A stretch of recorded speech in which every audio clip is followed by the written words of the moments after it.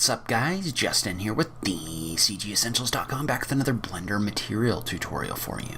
So in today's video we're going to talk about how to apply materials to multiple objects quickly inside of Blender. So let's go ahead and just jump into it. Alright, so it can be kind of time consuming trying to apply the same material to multiple different objects at once just by coming down here and going into your materials and adding it there. So we're going to talk about a faster way to do that. So to start off, we're going to add a material. So I'm just going to add, we'll just call it a blue material, and we'll make it kind of shiny. So we'll turn the roughness down on this material.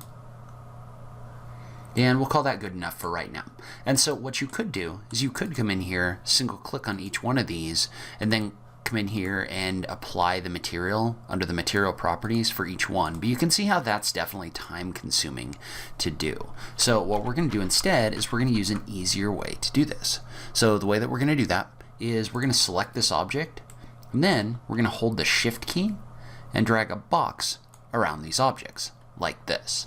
So now what we can do is we can do a Control L, and this is going to make links between these objects and this object. So when we do a Control L, we're going to go down and we're going to click on the option for materials. And so what that did is that basically linked the material from these objects back to this object. So now they have the same material applied to them.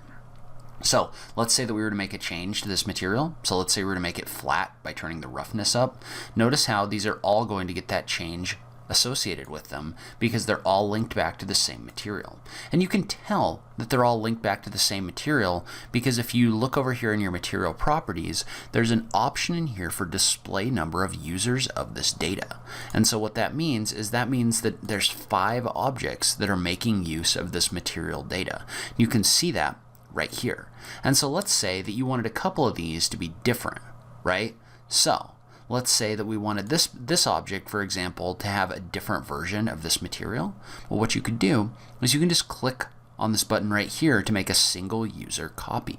And so what that means is that means if I click on this, notice how this took the name of the material on this object from material 1 to material 2, while these others are still material 1. And notice how there's now 4 users of this data. So now if we take this and we say we want this one to have a higher roughness, while the others have this shiny material, you can see how this is going to be different.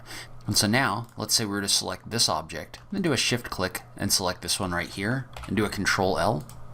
Notice how we can link the materials from this object to this one now. So what that did is that basically broke the link to the old material that was in here, and it linked this object to a new material. So now, notice how these have the material 1, these have the material 2.